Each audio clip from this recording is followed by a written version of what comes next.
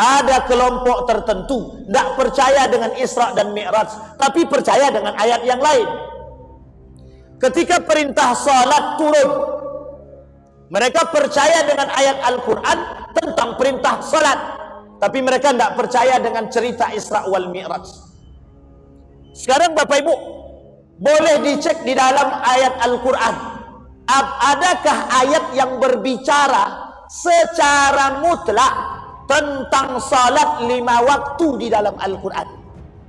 Sehingga kata mereka, no, tidak ada ayat yang berbicara tentang asar, tak ada ayat yang berbicara tentang isya, tidak ada ayat yang berbicara tentang subuh. Subuh ada, namanya fajar, itu pun diartikan yang berbeda. Kata mereka kelompok tertentu, orang yang kufur kepada Allah, kata mereka tidak ada ayat yang berbicara tentang kewajiban sholat di dalam Al-Quran. Tahu Bapak Ibu namanya? Tahu kan? Siapa nama orangnya? Masih hidup? Masih. Harus tahu Pak. Itu contoh orang yang kufur dengan Allah.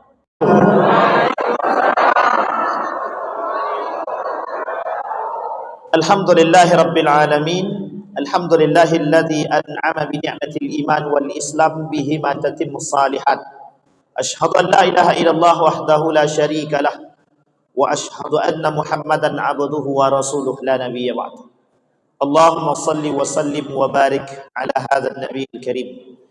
Allahumma salli ala Muhammad wa ala ali Muhammad fil alamin innaka Hamidum Majid.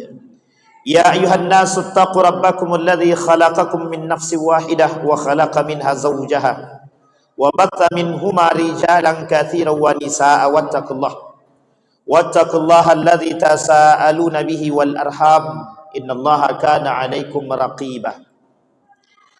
Wa qala Allah ta'ala fa auha ila 'abdihi ma auha ma kadzaba al fuadu ma ra'a afatumarunahu ala ma yara walaqad ra'ahu nazlatan ukhra 'inda sidratil muntaha 'indaha jannatul ma'wa idh yaghsha as-sidrata ma yaghsha ma zaghal basar wa ma tagha laqad ra'a min ayati rabbih al-kubra. Sadaqallah.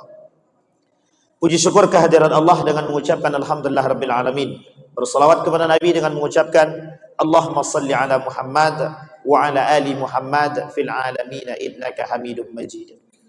Baik Bapak Ibu sekalian yang berbahagia, mudah-mudahan di maghrib ini Allah limpahkan rahmat dan karunia-Nya kepada kita semua. Allah berkahi, Allah jadikan rumah tangga yang sakinah, mawaddah warahmah, anak-anak yang saleh dan salihah, kita semua yang hadir istiqamah dalam kebaikan dan ketaatan, insyaallah husnul khatimah. Amin ya rabbal. Bagaimana kabarnya Bapak Ibu, sehat semua? Dingin apa sejuk? Oh sama aja ya. Minta maaf lah Pak Ketua, agak-agak menggigil sedikit. Memang dingin, entah karena cuaca atau karena memang AC-nya terlalu banyak, itu tak tahu. Tapi yang jelas kayaknya memang karena cuaca. Menurut saya, kalau menurut Bapak Ibu tak sejuk tak apa-apa. Anggap aja panas lah kalau begitu. Baik Bapak Ibu sekalian yang berbahagia, malam hari ini Isra wal Mi'raj. Ini sampai jam berapa Pak Ketua? Sampai jam 9. Tak lagi sawah. Sampai selesai kira-kira kita apa dulu waktunya dulu. Nanti saya ini kalau bicara kadang susah Pak. Pokoknya kalau lewat batas waktu bilang aja langsung. Saat selesai gitu, itu lebih aman lagi. Karena kalau tak disampaikan nanti bahaya. Jam berapa kita sepakat Pak Ketua? 1 jam. La ilaha illallah. Jam 8.30. Lumayan juga rupanya. Baik Bapak Ibu sekalian yang berbahagia, bismillahirrahmanirrahim. Kita mulai Bapak Ibu dari kalimat yang pertama yang dibaca oleh anak-anak kita, oleh adik kita tadi. Subhanalladzi asra bi 'abdihi lailan minal masjidil haram ilal masjidil aqsa alladzi barakna haulah linuriyahu min ayatina. Kalimat ini sangat sakral Bapak Ibu sekalian yang berbahagia. Oleh Imam, kita ambil ahli tafsirnya Syekh Mustafa Dibbugha, atau kita ambil Syekh Wahbah Zuhaili saja dalam kitabnya Tafsir Al-Munir. Begitu juga Imam An-Nawawi dalam tafsirnya Tafsir Al-Munir. menjelaskan tentang kalimat subhanah. Kenapa kalimat ini dalam ayat ini dimulai oleh Allah dengan kalimat subhanalladzi? Kok tidak seperti kalimat yang lain? Kok tidak seperti surat-surat yang lain? Tapi dimulai dengan kalimat subhanah, maha atau segala puji atau maha suci Allah. Kalimat ini memuji, menyampaikan tasbih kepada Allah, bukan tanpa alasan. Alasan yang pertama yang disampaikan oleh Allah adalah bahwa kata para ulama, kewajiban umat muslim mengagungkan Allah dan beriman dalam bentuk ketakwaan. Perlu dipahami kenapa Allah mulai dengan kalimat subhanalladzi, bukan tanpa sebab. Karena saking taunya Allah bahwa banyak yang akan menolak atau mengingkari keagungan Allah. Dari zaman dahulu sampai hari ini, sangat banyak yang mengingkari keagungan Allah, termasuk manusia hari ini. Sehingga ketika perjalanan Isra wal Mi'raj itu, karena Allah tahu perjalanan ini gaib, perjalanan ini oleh manusia ketika itu dianggap perjalanan yang tidak masuk akal, maka Allah mulai dengan kalimatnya subhanalladzi. Orang beriman, kalau kalian beriman kepada Allah, puji aku, agung aku. Kalau kita sudah mengagungkan Allah, sudah beriman kepada Allah, apapun bentuk perbuatan, mau bisa diterima oleh akal atau tidak bisa diterima oleh akal, kita beriman. Betul apa salah? Sekarang saya tanya Bapak Ibu, yang hadir malam hari ini percaya tidak dengan Isra wal Mi'raj? Percaya. Nah, ini penting nih kalau begitu. Percaya atau iman? Jadi terhadap sesuatu yang tidak masuk akal, percaya apa tidak? Percaya apa tidak? Oh, tergantung Ustaz. Apalagi sekarang, sesuatu yang tidak masuk akal itu bisa saja terjadi. Bapak Ibu sekalian yang berbahagia, poin pertama yang ingin saya sampaikan. Hari ini, kalau kita tidak dasarkan pada keimanan kita, maka akan banyak manusia yang bermunculan meninggikan akal. Ini sejalan pada masa abad ke-17, abad ke-18, abad ke-19, dan pada akhir abad ke-20, muncul tokoh-tokoh dari kalangan umat muslim yang mengangkat akal merendahkan iman. Jadi, apa maksudnya Pak Ustaz? Maksudnya adalah, kelak akal lebih tinggi daripada iman. Kelak akal lebih tinggi daripada wahyu.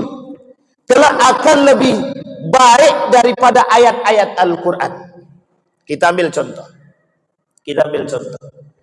Bapak Ibu, orang tidak belajar kira-kira bodoh atau pintar? Orang tak belajar bodoh atau pintar? Bodoh, betul ya? Sepakat atau tak sepakat? Orang tidak minum obat, sehat apa sembuh? Sehat apa sembuh sama ya? Sehat atau sakit? Orang tidak minum obat, sakit dia, tak minum obat dia, makin sakit atau sembuh? Oh, serius? Kok ibu-ibu yang bilang? Jadi kira-kira yang menyembuhkannya obat atau semangat? Semangat. Kira-kira yang membodohkan belajar atau tidak belajar? Yang membodohkan dan memintarkan manusia belajar atau tidak belajar? Tapi katanya beriman sama Allah. Jadi kalau orang tak belajar, dia mesti bodoh. Betul apa salah? Salah. Orang tidak minum obat, tidak akan sembuh-sembuh. Betul apa salah? Salah. Ini yang kaitannya dengan iman. Jadi terlalu banyak manusia hari ini yang tak percaya sama Tuhan. Aku ini hidup susah. Sampai kiamat tidak akan pernah bisa sukses. Kalau begini-begini aja hidupku. Dia tak percaya sama Tuhan. Dia tak percaya sama Allah. Kaitan mati kecuali Isra wal Mi'raj membutuhkan iman. Untuk bisa percaya terhadap Isra wal Mi'raj ini butuh iman, bukan butuh yang lain. Kalau dinalar dengan logika, mungkin waktu itu tak masuk di akal. Buruk yang berjalan dengan cepat, berwarna putih, kalau dia naikkan mendaki gunung, kaki di belakang jadi panjang. Kalau dia turun dari gunung, kaki depan yang jadi panjang. Oleh sebagian ulama mengatakan, orang Yahudi, Nasrani, kafir Quraisy menolak mentah-mentah, karena kata mereka tidak masuk di akal. Sekarang, adakah ajaran agama Islam yang tidak bisa diterima oleh akal, kemudian ditolak mentah-mentah? Ada? Ada atau tidak ada? Ada, Pak. Bukan tidak ada. Sekarang saya tanya, kira-kira hari ini orang-orang yang menikah beda agama bisa diterima oleh akal atau tidak bisa diterima oleh akal? Islam kata menikah beda agama haram. Ada orang dengan akal yang tinggi, dia kata tidak ada haram. Kenapa tidak ada haram? Loh, yang menikah itu siapa? Ya haknya dia. Yang mau nikah kan bukan kita. Apa salah dia menikah? Mau dia menikah dengan agama yang terserah urusan dia. Yang penting cinta. Betul apa salah? Sehingga apa kata mereka? Nikah beda agama itu tidak ada masalah. Boleh saja. Al-Quran itu perlu menyesuaikan zaman. Perlu menyesuaikan akal.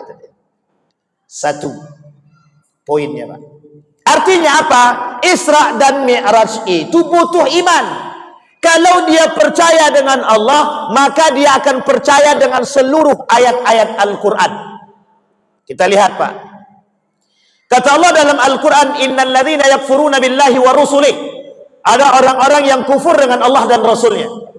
Kalimat selanjutnya, innal wa yuriduna an yufarriqu bainallahi wa rusulih. Mereka ingin bedakan mana Allah dan Rasulnya. Kalimat selanjutnya, wa yaqulun nu'minu bi ba'din wa nakfur bi ba'd, gitu deh. Kami beriman kepada sebagian ayat Al-Quran, tapi kami tak beriman kepada sebagian ayat Al-Quran. Ada kelompok tertentu tidak percaya dengan Isra dan Mi'raj, tapi percaya dengan ayat yang lain. Ketika perintah salat turun, mereka percaya dengan ayat Al-Quran tentang perintah salat, tapi mereka tidak percaya dengan cerita Isra wal Mi'raj.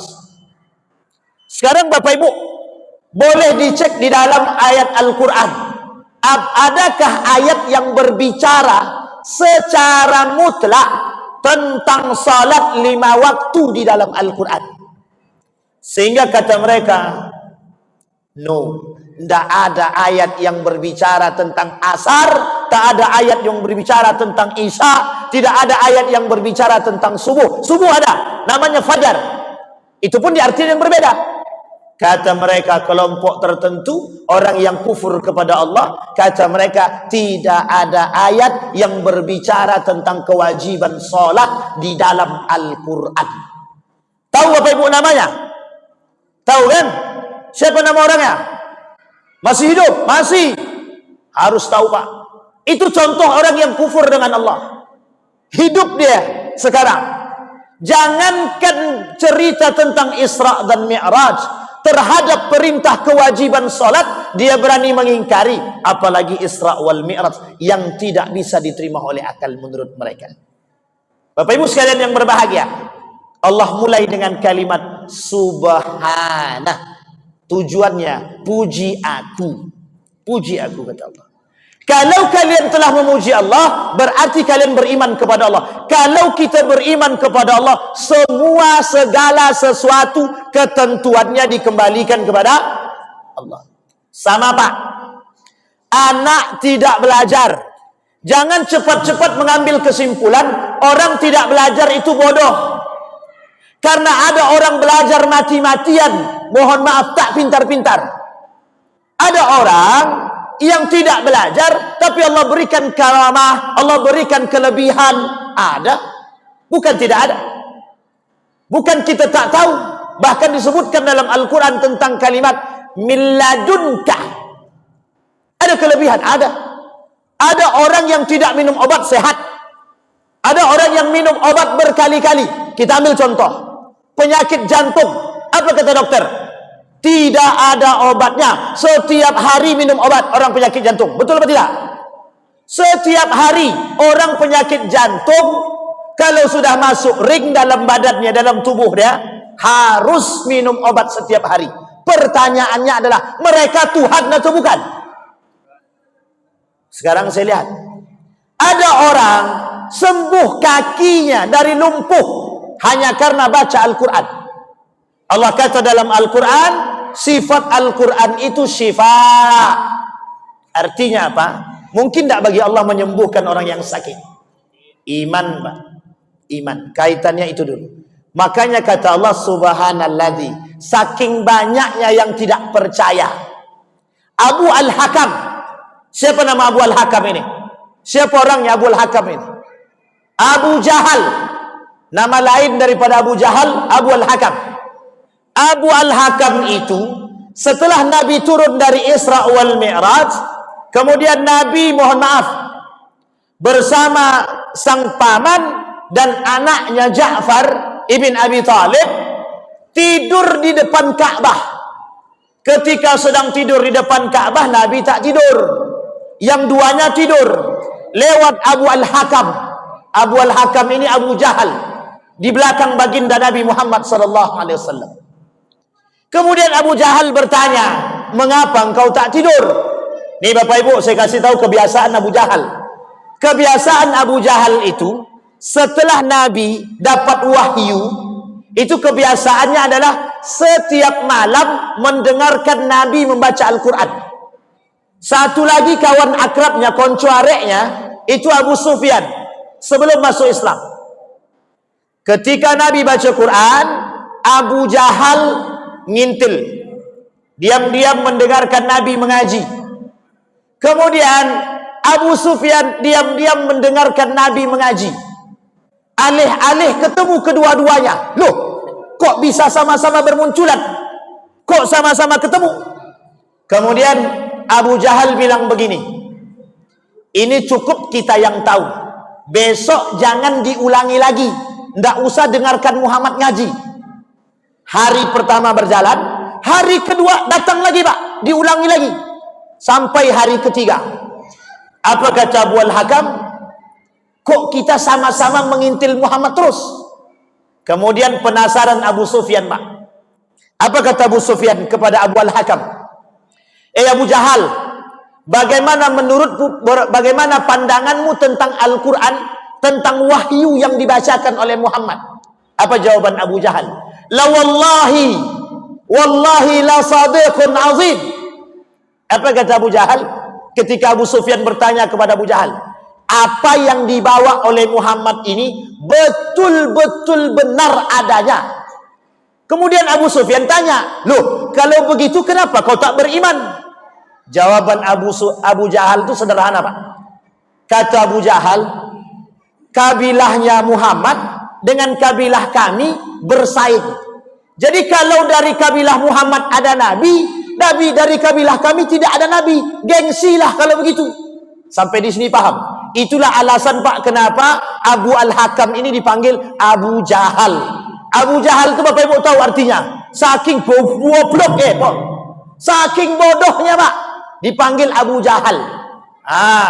Kalau kawan daripada menteri Abu Nawas namanya Abu Jahil. Ini Abu Jahal. Saking bodohnya Pak. Singkat cerita, berjalan di belakang Nabi, Nabi sedang berada di depan Ka'bah. Dengan polosnya Nabi bercerita kepada Abu Jahal semua tentang perjalanan Isra wal Mi'raj. Uniknya Bapak Ibu sekalian yang berbahagia, ketika Nabi menceritakan kepada Abu Jahal, gengsinya Abu Jahal ini tinggi. Apa kata Abu Jahal? Tertawa, ngece sama Nabi. Apa kata dia? Tidak akan ada yang bisa percaya dengan apa yang kau sampaikan wahai Muhammad. Itu mustahil. Kata dia begitu Pak. Mustahil kejadian yang dilakukan. Datang dia kepada Abu Bakar, dipanggil Abu Bakar, ini orang yang selama ini kau puji, gitu dia. Muhammad ceritakan kepada Abu Bakar. Diceritakan semua Pak, detailnya Pak. Nanti yang ingin kita sampaikan adalah bagaimana dan apa yang dilihat oleh Nabi ketika Isra wal Mi'raj saja. Karena kalau diceritakan sejarah ini Bapak Ibu panjang sekali Pak. Sampai-sampai mungkin tak selesai. saking panjangnya. Apa kata Abu Jahal? Muhammad ceritakan kembali kepada Abu Bakar tentang apa yang kau alami tadi malam. Diceritakan oleh Nabi. Apa jawaban Abu Bakar? Sangat sederhana, Pak. Ini poin yang ingin saya sampaikan. Kata Abu Bakar, sekalipun Muhammad itu berbohong, aku percaya. Bisa Bapak Ibu begitu? Sekalipun Muhammad itu berbohong, aku percaya. Sekarang saya lihat Bapak Ibu. Kita perhatikan kalimatnya Abu Jahal dan kita sinkronkan dengan kalimat orang sekarang. Kata Abu Jahal, Muhammad pendusta. Kata Abu Jahal, Muhammad pendongeng. Allah abadikan dalam Al-Quran, tentang semua cerita dalam Al-Quran itu disebutkan bahwa sihrum mubin. Jadi Muhammad itu tukang sihir. Muhammad tukang sihir. Muhammad tukang dongeng. Allah abadikan dengan kalimat asatirul awwalin. Orang Yahudi, orang kafir Quraisy bilang cerita di dalam Al-Quran, semua yang ada di dalam Al-Quran asatirul awwalin. Kata mereka, dongeng orang terdahulu, dan itu buatan Muhammad, tipu daya Muhammad, produk Muhammad, dan Nabi Muhammad ini pendusta. Sekarang kita lihat, apakah orang zaman dahulu ada karakternya di zaman sekarang? Kita lihat. Akhir-akhir ini bermunculan orang-orang yang mengatakan sama dengan mereka. Apa kata mereka? Cerita di dalam Al-Quran dongeng belaka. Yang bercerita siapa? Kafir Quraisy kah atau Muslim kah? Umat Muslim. Bukan orang kafir, tapi umat Muslim. Apa kata mereka? Ulil Absar Abdallah bilang begini, cerita di dalam Al-Quran bukan persoalan benar atau salah, tapi persoalannya bagaimana cara kita mengambil atau memetik sejarah dan hikmah di balik cerita tersebut. Betul apa salah? Apa-apa ibu-ibu, betul apa salah? Bukan persoalan benar atau salahnya cerita di dalam Al-Quran, tapi bagaimana cara kita memetik hikmah di balik cerita. Betul apa salah? Ibu-ibu, betul apa salah? Betul? Apa-apa, betul apa salah? Betul. Betul-betul salah. Ragu Pak.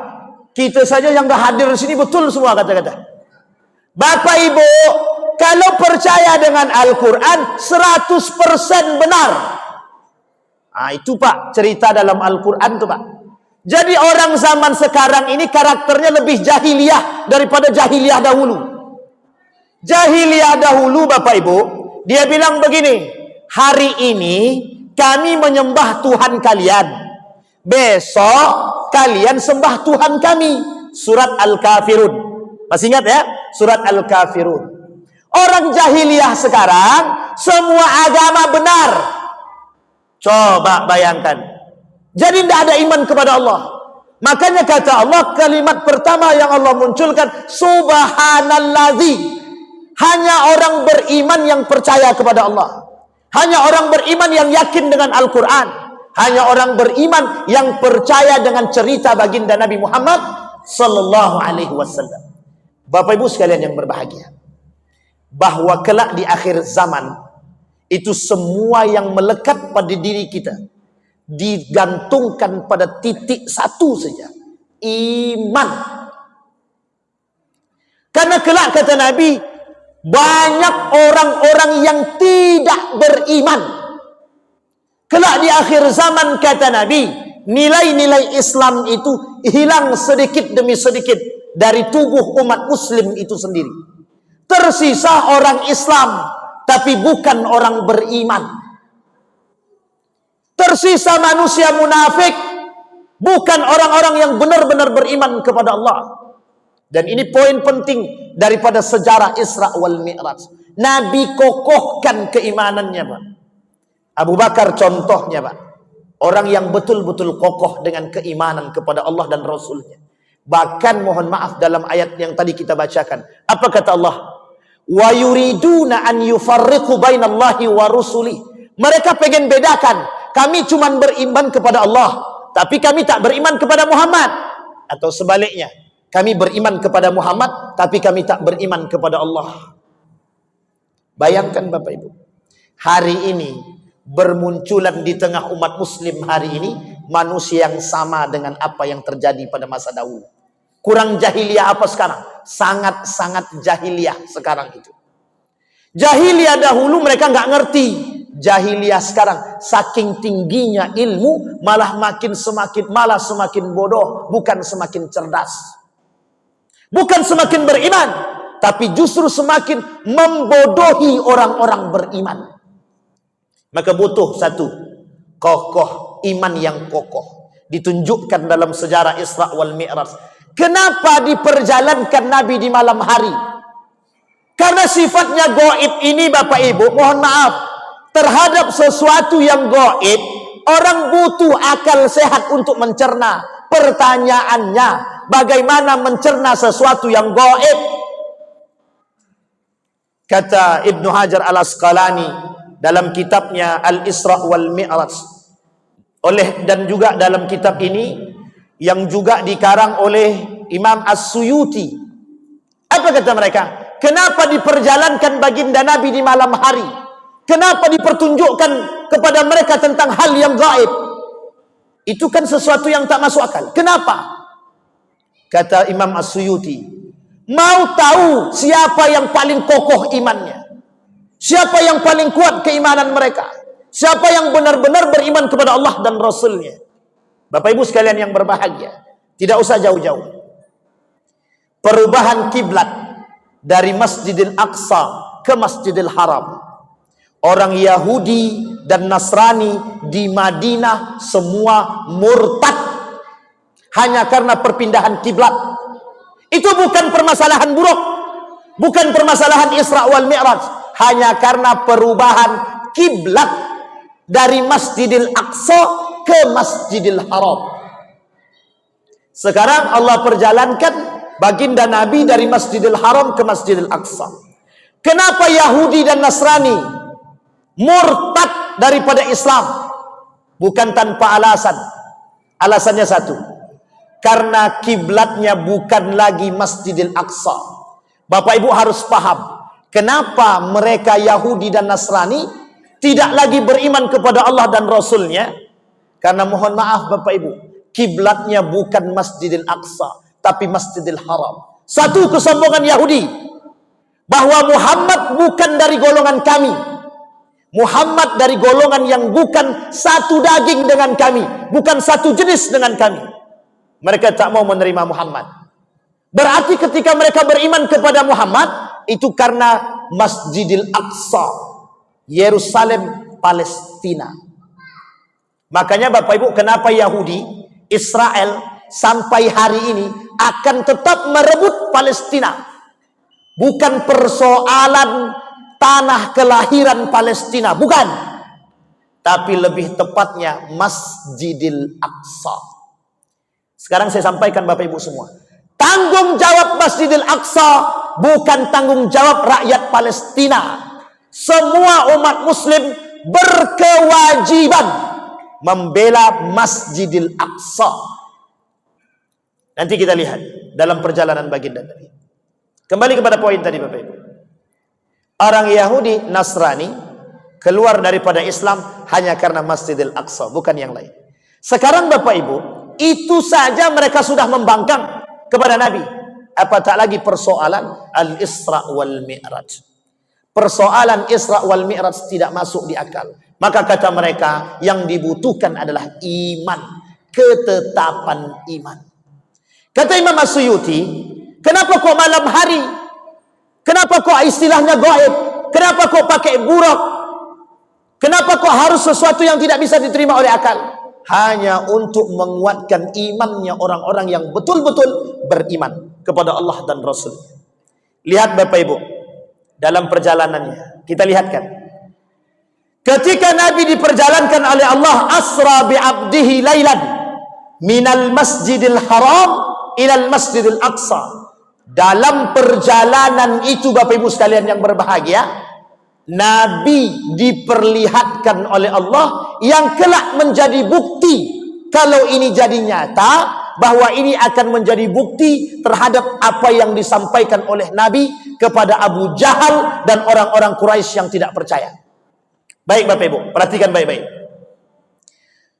Dalam perjalanan Isra tadi, orang kafir Quraisy termasuk Abu Jahal tidak percaya. Bukti dari kepercayaan atau bukti yang kelak menjadi nyata dari apa yang disampaikan oleh Nabi. Nabi diperlihatkan oleh Allah dalam perjalanan Isra tersebut beberapa poin tertentu. Kita sampaikan. Yang pertama, wa yamurru rukab al-Muhammadin al-Maimud bi musyahadin mutanawwi'atin. Fa bainama huwa yasiru 'ala al-buraq idh ra'a ifrit min al-jin. Satu yang lihat oleh Nabi.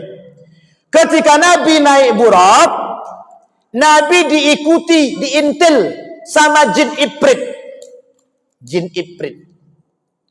Kata malaikat Jibril, Muhammad, ya Rasulullah, maukah engkau aku ajarkan kalimat doa yang bisa mengusir jin ifrit? Dengar baik-baik Bapak Ibu. Apa kata Nabi? Oke, ajarkan. Kata kata malaikat Jibril, ala uallimuka kalimat taqulunna idza qulta hudna ta'ifat syu'latunna wa kharra la fihi fa qala Rasulullah sallallahu alaihi wasallam bala fa qala Jibril qul a'udzu biwajhillah. Kalimatnya dimulai dengan a'udzu biwajhillahil karim wa bi kalimatillahit tammat allati la yujawizuhunna barrun wala fajir, yang diajarkan oleh malaikat Jibril kepada Nabi tentang jin ifrit. Setelah Nabi baca doa ini, jin ifrit kabur, takut. Sekarang yang kedua. Apa yang kedua yang diperlihatkan oleh Allah kepada Nabi? Fasaru hatta atau ala qaumin yazra'una fi yawmin wa yahsuduna fi yawmin. Kullama hasadu adaka makana faqala ya Jibril ma hadha? Faqala haula'il mujahidun fi sabilillahi ta'ala tudha'afu lahumul hasanah bi 700 dha'fin. Apa kata Nabi bersama Jibril?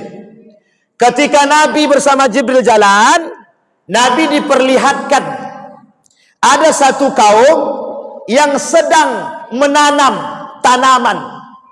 Setelah tanaman ditanam, mereka kemudian memetik hasil tanaman tersebut. Kemudian Nabi bertanya kepada Jibril, ya Jibril, ma hadza? Apa kata Jibril?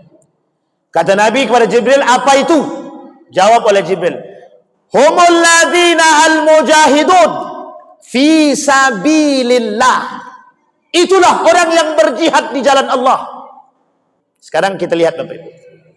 Kita perhatikan kalimat ini baik-baik. Syekh Ali Ma'sum dalam kitabnya Nasihatul Mu'minin, apa kata beliau? Fadailul jihad alal muslimin. Keutamaan berjihad bagi orang-orang yang beriman. Kata beliau adalah mereka bahagia di akhirat, mereka mendapatkan haknya terbaik di akhirat, mereka masuk surga tanpa hisab. Sekarang saya katakan Bapak Ibu, Nabi bilang dalam hadisnya begini, kelak di akhir zaman kata Nabi akan hilang dari tubuh umat muslim orang-orang yang memiliki semangat jihad dalam diri mereka. Sekarang kita lihat berapa banyak kemungkaran hari ini yang terjadi di tengah umat muslim. Berapa banyak? Sedikit atau banyak? Kata Nabi, kelak di akhir zaman perzinahan merajalela. Kata Nabi, kelak di akhir zaman riba merajalela.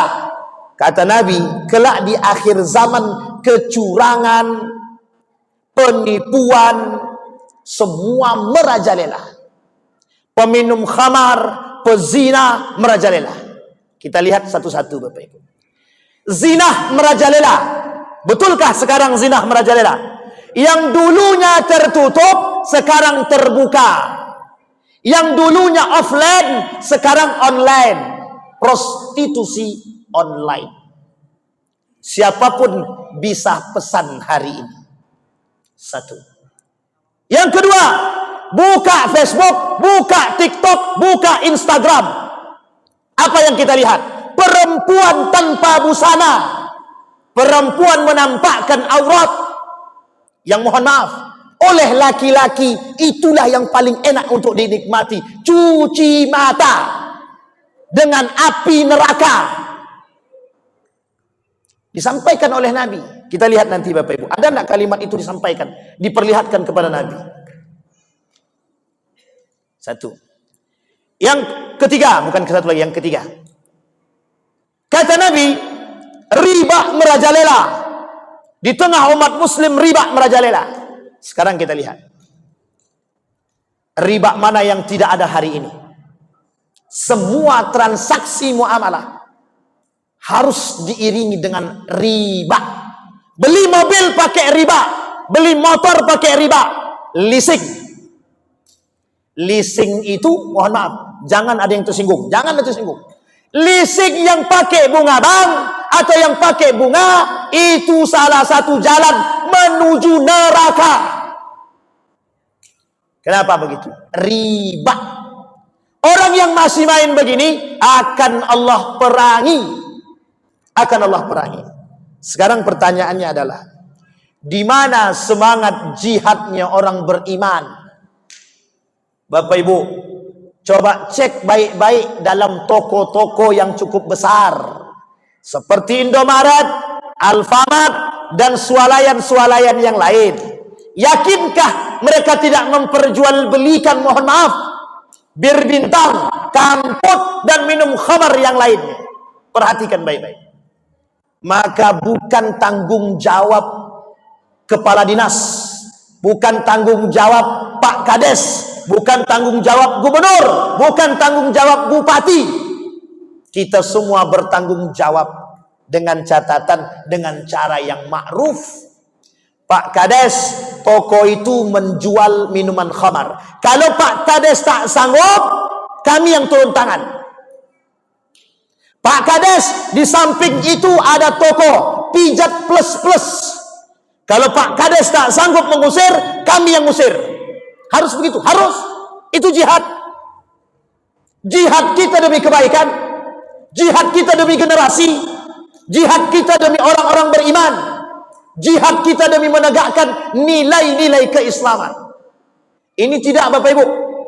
Suami istri berantem tengah jalan. Orang berkelahi di tengah jalan. Orang berzinah di tengah jalan. Kita foto, kita masukkan ke Facebook. Ah, inilah tengok, orang sedang berzinah di tengah jalan. Bukan dilerainya, bukan ditegurnya, bukan diapa-apakan. Tapi mohon maaf, justru di foto, ditaruh di Facebook. Sehingga orang komen di bawah. Itulah yang diharapkannya itu. Harapannya adalah komen. Sekarang boleh lihat, hampir semua orang di Facebook itu, mohon maaf, berjoget seperti orang yang entahlah. Kadang dipasangnya kamera di dinding tuh, berjoget-joget dia gitu. Biar apa kata dia? Biar banyak followers. Rupanya cari piti. Bapak Ibu, itu sudah disampaikan oleh Nabi dalam hadisnya. Kata Nabi, kalau kau kencingkan Al-Quran, kau akan terkenal. Boleh zam-zam fatu'raf, kencingkan air zam-zam, sumur zam-zam, maka engkau akan terkenal. Sekarang Bapak Ibu, kalau pengen terkenal mudah. Bagi perempuan, buka baju, pakai tank top, pakai celana pendek, berjoget, masyhur, terkenal, pengikutnya banyak. Bagi bapak-bapak, gila sedikit tak apa-apa. Yang penting banyak pendukung. Hasil PT-nya lumayan. Nah, itu yang dicari orang sekarang. Maka mohon maaf Bapak Ibu, zina itu bukan hanya sekedar berhubungan badan. Zina pakaian, zina mata, zina telinga, zina tangan, zina kaki. Semua sekarang penuh dengan perzinahan. Bapak Ibu sekalian yang berbahagia punya anak laki-laki dan perempuan. Pernahkah Bapak Ibu kontrol anakku pernah tidak yang menggonceng perempuan lain? Tolong perhatikan baik-baik. Kalau mereka sudah pernah membonceng perempuan lain, maka tolong diingatkan, nak, kau belum menikah. Jangan jadi penghuni neraka. Lu orang tua sekarang biasa aja kok. Dengan anaknya, mohon maaf, datang laki-laki ke rumah, Pak, aku mau bawa anak bapak nonton. Kata bapaknya, jangan pulang malam-malam ya nak. Coba. Kalau ada orang tua begitu, berarti orang tua yang sedang tidak sayang dengan anaknya dan menyuruh anaknya masuk neraka. Yakin Bapak Ibu, punya anak perempuan dan laki-laki, siap digandeng oleh orang lain? Siap anak-anak ibu yang perempuan dibonceng laki-laki lain? Belum muhrim Pak. Apa kejawaban anak itu? Orang mamaku dulu kayak gitu, kata dia. Ah, itu masalah kalau begitu. Sampai di sini bisa dipahami. Kembali yang kedua. Kita butuh semangat jihad hari ini Pak. Terutama mohon maaf, jihad kita melawan Israel hari ini. Kita bantu rakyat Palestina dengan berbagai macam donasi, silahkan. Tapi ada yang kedua jihad kita Bapak Ibu. Tetap boikot produk Israel. Apapun itu alasannya. Mau badan gatal-gatal, mau tidak bisa pakai sabun yang lain, pakai tanah saja. Orang zaman dulu mandi sabunnya batu. Kami kalau tak pakai Unilever Pak Ustaz, badan kami gatal-gatal. Itu tak ada semangat jihad dalam diri dia. Bapak Ibu, produk Israel itu bukan 1.000. Produk Israel itu 100.000 lebih. Jadi, pendapatan mereka dari pendapatan produk saja itu cukup untuk membasmi dan membumi hanguskan rakyat Palestina. Satu hari mereka butuh 1 triliun lebih untuk kelengkapan senjata membunuh rakyat Palestina. Yang masih makan di KFC, di Starbucks, McDonald, yang masih beli Aqua dan lain sebagainya, Silver Queen, Pizza Hut, semua mereka mendonasikan untuk perjuangan Israel. Saya sampaikan sama Bapak Ibu, ini semangat juang Bapak Ibu. Hari ini musuh kita bukan hanya Yahudi, tapi musuh kita hari ini mereka yang benci dengan Islam. Namanya Islamophobia. Donald Trump termasuk orang yang paling benci dengan Islam. Jadi kalau kita masih mau mendukung mereka, maka mohon maaf Bapak Ibu, dengan lantang kami katakan masih banyak manusia-manusia munafik di tengah umat muslim itu sendiri. Kalau kita percaya kepada Allah dan kita yakin dengan semangat jihad yang dikatakan oleh baginda Nabi, yang diperlihatkan oleh Nabi, kelak kata Nabi di akhir zaman sangat sedikit orang-orang yang berjihad. Mohon maaf Bapak Ibu. Bapak Ibu jalan, ketika jalan nampak saudara kita, azan berkumandang, saudara kita masih di warung kopi. Saya tanya Bapak Ibu ajak enggak mereka sholat? Yang Bapak Ibu jalan lewat depan warung kopi, kenal Bapak Ibu dengan mereka, pertanyaan saya adalah, Bapak Ibu ajak enggak mereka ke masjid? Jadi jangan bermimpi kalau masjid kita penuh. Perhatian umat muslim dengan muslim yang lain, termasuk dalam masalah ibadah, sangat minim. Betul apa salah? Jangankan tetangga di warung kopi pusat, anak kami saja tak kami ajak. Bapak Ibu sekalian yang berbahagia, kata Nabi, kelak di akhir zaman perhatian umat muslim terhadap agama berkurang sedikit demi sedikit. Maka yang tersisa kata Nabi, wa yabqal huthalah, kata Nabi. Maka yang tersisa dari umat muslim itu adalah keburukan. Kenapa? Setiap orang di antara muslim berfikir tentang ibadah mereka masing-masing. Jangan mimpi masuk surga. Kalau kita masih berfikir masuk surga sendiri-sendiri. Kata Allah dalam Al-Quran, wasiqal ladzina taqaw rabbahum ilal jannati zumara. Masuk surga itu bareng-bareng, tidak sendiri-sendiri. Jadi kalau yang mau masuk surga sendiri-sendiri, entar dulu. Sampai di sini paham Bapak Ibu? Ini yang penting untuk kita sampaikan. Yang ketiga Bapak Ibu, itu sudah yang diperlihatkan oleh Allah dalam perjalanan Isra. Itu yang kedua. Sekarang yang ketiga, Nabi dalam perjalanan mencium bau yang sangat-sangat bau, harum, ar-raihah. Ya Jibril, ma hadhihi ar-raihah. Kata Nabi, Jibril, bau harum apa ini? Kemudian Jibril sampaikan, ini adalah Masyitoh. Masyitoh anaknya Fir'aun yang dibakar hidup-hidup oleh bapak kandungnya. Bapak Ibu, ini ilustrasi. Ilustrasi. Jika ada anak yang mohon maaf, ibadahnya kuat, bagus ibadahnya, pengen dia sekolah agama, belajar agama, bapaknya nggak pengen, anaknya sekolah agama, bagian daripada Fir'aun. Jangan tersinggung. Jangan tersinggung. Memang begitu keadaannya.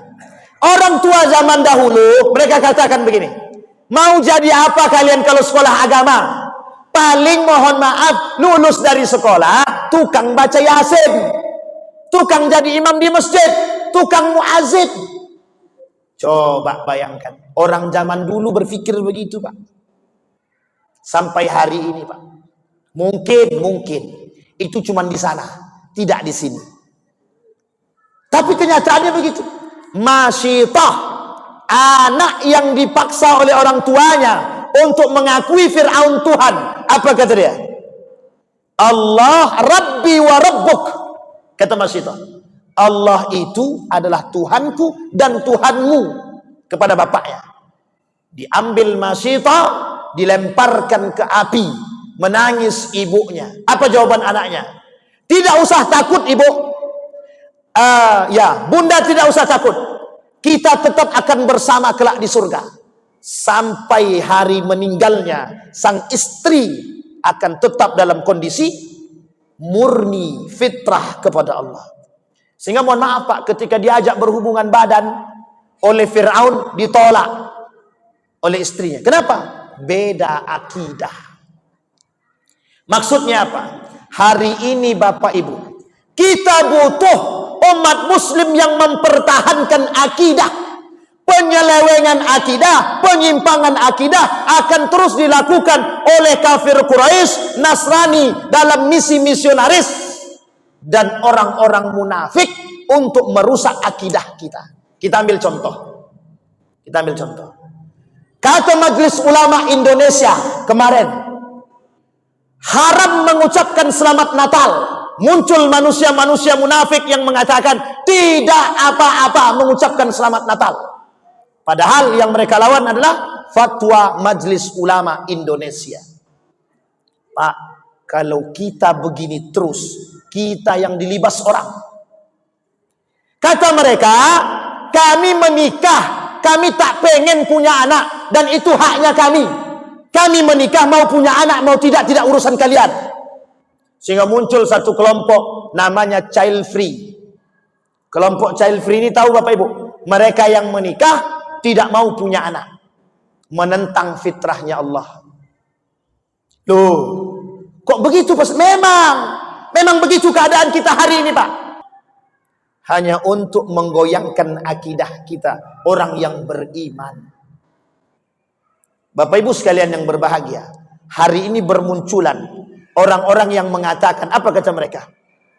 Semua agama itu sama-sama benar, menuju Tuhan yang satu.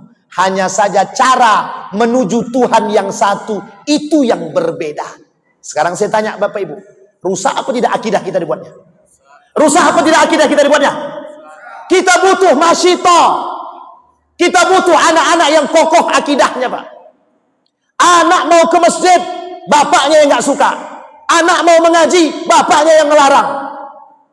Mohon maaf Bapak Ibu, bukan tidak banyak, sangat banyak sekali.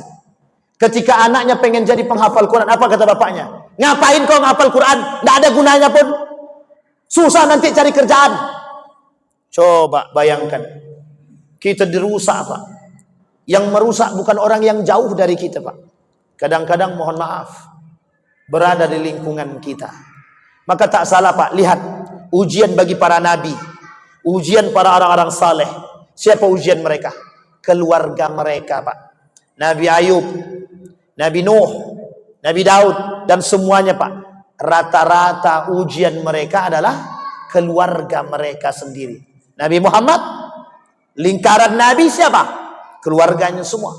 Bahkan pamannya, yang terdekat, yang bahagia dengan kelahirannya. Bahagia dengan kelahirannya. Tapi kemudian, yang paling pembangkang terhadap baginda Nabi Muhammad sallallahu alaihi wasallam.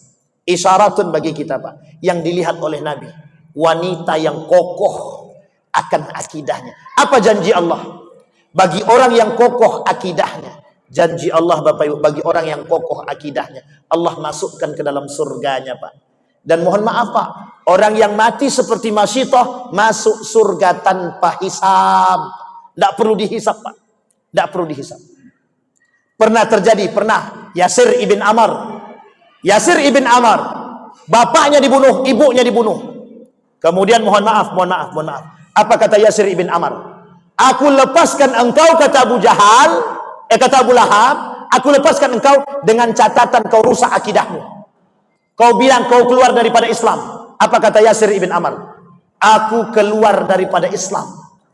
Setelah Yasir ibn Ammar keluar daripada Islam, dilepaskan Yasir ibn Ammar, bertemu dengan baginda Nabi Muhammad SAW. Tidak ditegur Nabi 3 hari. Nabi ditegur oleh Allah. Artinya apa, Pak? Boleh kita melakukan perbuatan, mohon maaf, keluar daripada pernyataan tersebut, tapi tidak keluar dari hati, kalau kaitannya dengan kematian. Kalau tak ada kaitan dengan kematian, jangan kita rusak akidah kita. Karena mohon maaf, Pak, kata para ulama, ada 5 poin yang menyebabkan terjadinya penyimpangan akidah. Satu di antaranya, kebodohan terhadap akidah yang sahih, yang benar, yang baik. Sampai di sini bisa dipahami, Bapak Ibu. Satu di antaranya perbuatan akidah yang rusak itu, Bapak Ibu, mohon maaf, percaya yang menyembuhkan itu obat.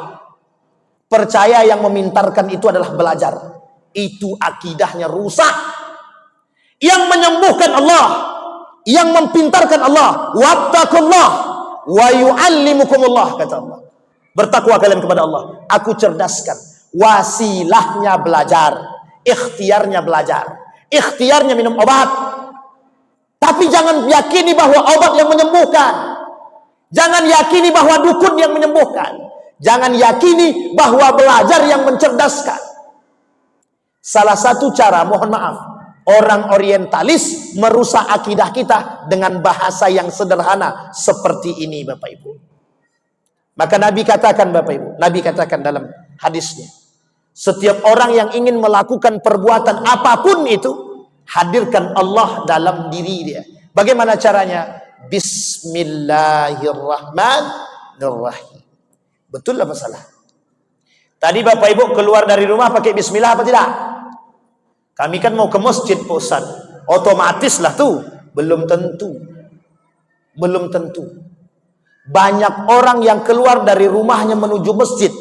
Kata Imam Al-Ghazali, di tengah perjalanan justru tidak mendapatkan keutamaan Allah. Tapi mohon maaf, Allah masukkan ke dalam neraka. Karena apa? Karena hati mereka tidak terpaut kepada Allah. Hati-hati, Pak. Ini persoalan iman. Kembali, Pak. Kemudian, ini waktu tinggal 5 menit, Pak Ketua. Kita langsung potong atas. Dari sekian banyak, Bapak Ibu, perjalanan yang diperlihatkan oleh Allah kepada baginda Nabi Muhammad SAW, satu yang dikokohkan oleh Nabi dalam nilai poin penting, kata para ulama. Saya ambil pandangan Syekh Najmuddin Al-Ghaithi dalam kitab beliau Al-Isra wal Mi'raj. Kata beliau satu saja, mengokohkan generasi dengan persoalan ibadah yang terutama solat. Bapak Ibu, saya sampaikan satu hadis Nabi. Kata Nabi, kelak di akhir zaman yang akan hilang dari simpul agama umat muslim dan agama Islam adalah simpul terakhir yang hilang dari agama Islam adalah simpul salat. Simpul salat. Yang kedua, kata Nabi, kelak kata Nabi di akhir zaman akan muncul pemimpin-pemimpin yang suka mengakhirkan salat. Jangan tersinggung. Itu Nabi yang bilang, bukan saya. Kata Nabi, kelak di akhir zaman akan muncul pemimpin-pemimpin yang suka mengakhirkan salat. Yang kedua kata Nabi, akan hilang dari tangan atau dari umat Islam, dari agama Islam, simpul yang terakhir namanya salat. Paham maksudnya Bapak Ibu kalimat hadis ini? Maksudnya paham Bapak Ibu ya? Maksudnya cuma satu.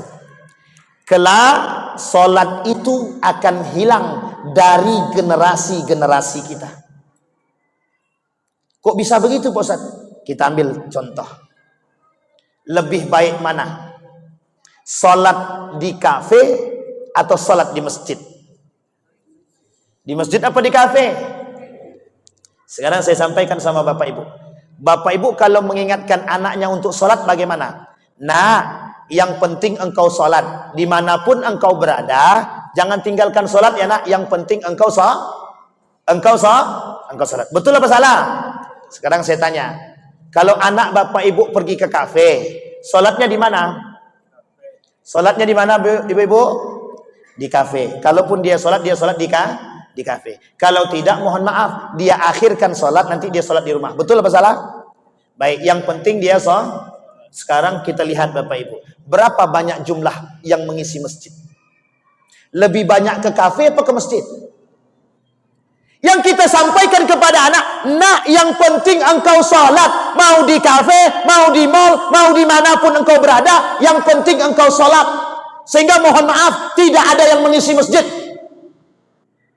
Kita sampaikan kepada anak yang penting salat. Mau terakhir dia salat, mau di awal dia salat, mau di kafe dia salat, yang penting engkau salat. Betul apa salah? Sekarang saya tanya, pernah nggak kita berkata dan berpikir bahwa apa yang kita sampaikan itu dicerna oleh mereka? Ketika maknya suruh salat, nak, sudah salat, nak, sudah mak, yang penting kan aku sudah salat. Mau aku salat di masjid, mau aku salat di rumah, atau mau aku salat di kafe, di mall dan lain sebagainya, yang penting aku salat. Pertanyaannya, siapa yang ngisi masjid? Yang ngisi masjid siapa? Isyarat Nabi diperjalankan dari Masjidil Haram ke Masjidil Aqsa bukan tanpa sebab. Masjid di akhir zaman lambang keselamatan umat mukmin. Kalau mereka tidak kembali kepada masjid, mereka akan hancur. Sekarang saya lihat Bapak Ibu, sebaik-baiknya masjid, sebaik-baik tempat kata Nabi masjid, seburuk-buruk tempat adalah pasar. Sekarang berapa banyak orang yang datang ke masjid ketimbang orang yang datang ke mall? Ukur sendiri Bapak Ibu. Lebih banyak mana? Ke mall apa ke masjid? Ketika mall dapat diskon 50%, plus 20%, plus 30%, kira-kira pilih masjid apa mall? Jangankan masjid Pak, di rumah sedang buka Shopee. Kata Shopee, jam 7.30 terakhir diskonnya. Berlomba-lomba di depan itu Pak. Azan kumandang, terserahlah engkau. Mau azan-azanlah. Yang penting aku tidak terlambat beli Shopee. Coba bayangkan. Sekarang ini Tuhannya sudah banyak. Bukan satu lagi. Zaman dulu Tuhannya patung, matahari, binatang, dan lain yang disembah. Sekarang tidak. Manusia, Shopee, apalagi HP, duit, perempuan, jabatan, kekuasaan. Tuhan baru, lebih jahiliyah daripada dahulu. Coba Bapak Ibu bayangkan. Kembali kepada poin kita Bapak Ibu. Salat akan menjadi simpul terakhir yang hilang. Bapak Ibu, sampai Nabi bilang begini Bapak Ibu, di dalam hadisnya, man tarakas salah fahuwal kafir.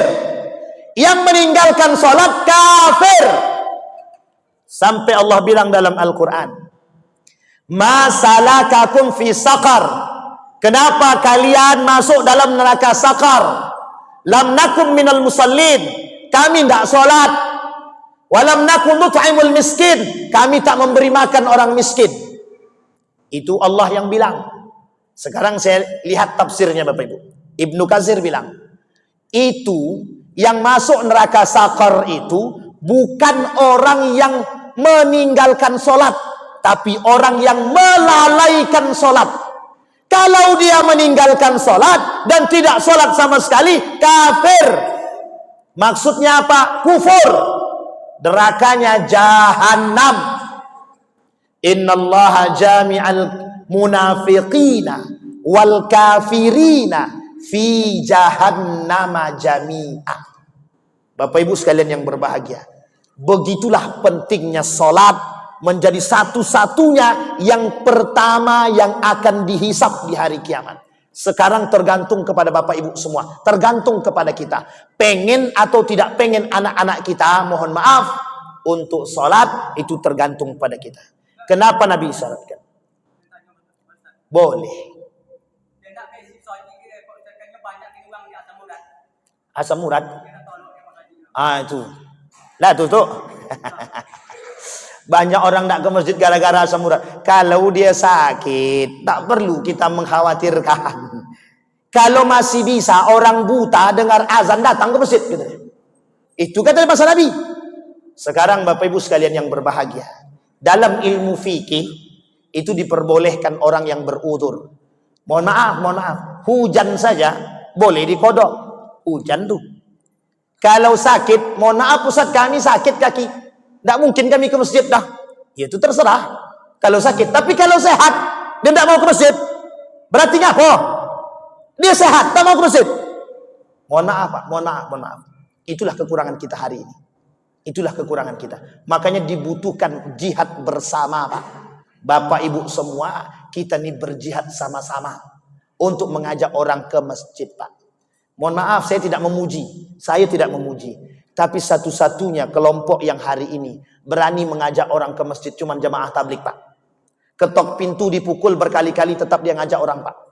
Kenapa? Karena cinta dia Pak sama kita. Mohon maaf Pak, mengaku cinta kepada Allah dan Rasulnya, mengajak orang berani sholat pun tak mau kita. Saya pernah ngajak orang Pak, ditempelengnya muka saya Pak, tak mau saya ngajak lagi, sakit. Tapi bayangkan dengan jamaah tabligh Pak, diinjak sudah, dipukul sudah, apalagi kurang pukulnya. Tapi kenapa dia tetap berani? Paman saya saksinya Pak, tukang pukul, tukang narkoba, keluar masuk penjara. Saya yang mau ruqyah pun tak sanggup. Saya keponakan dia Pak, tak sanggup. Datang jemaah tabligh tuh 5 kali Pak, setiap datang kena pukul jemaah tabligh tuh. Yang terakhir kata paman saya ikut ke masjid. Kata paman saya ikut ke masjid. Besok jangan datang ke rumah saya lagi. Setelah sekali itu cuman Pak dia ikut. Datang dia ke masjid, setelah itu mohon maaf Pak, sampai hari ini belum pernah meninggalkan masjid. Cuman sekali, 5 kali. Tapi mohon maaf Pak, tanggunglah resiko 5 kali kena pukul Pak. Lumayan. Cuma mohon maaf, kita tak seberani mereka dalam berjihad Pak. Itulah yang disebutkan oleh Syekh Ali Maksum tadi, berkurangnya semangat jihad kita umat muslim ini di akhir zaman Pak. Nah, waktu kita sudah habis.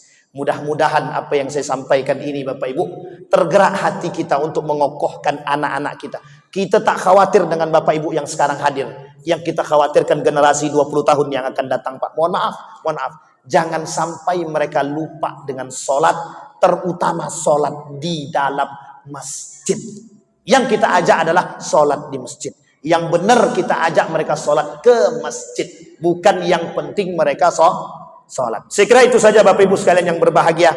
Mudah-mudahan dari peringatan Isra wal Mi'raj ini semakin mengokohkan iman kita dan semakin memperkuat ibadah kita, terutama dalam sholat kita. Mudah-mudahan kita termasuk orang-orang yang musallin yang dijanjikan oleh Allah di dalam surganya. Amin ya rabbal alamin. Terakhir Bapak Ibu, orang yang menjaga sholat 5 waktu, kata Nabi dalam hadisnya, masuk surga tanpa hisab. Insyaallah. Fa'tabiru ya ulil absar la'allakum tuflihun. Kita berdoa kepada Allah.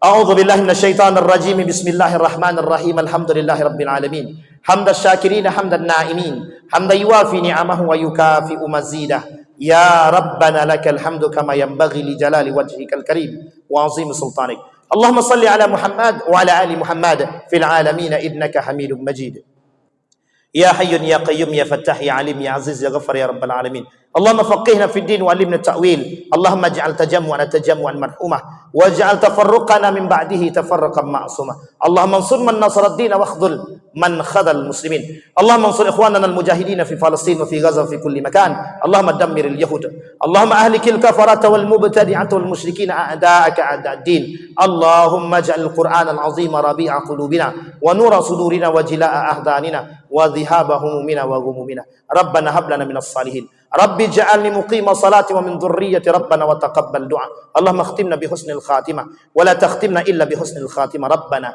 آتنا في الدنيا حسنة وفي الآخرة حسنة وقنا عذاب النار والحمد لله رب العالمين السلام عليكم ورحمة الله وبركاته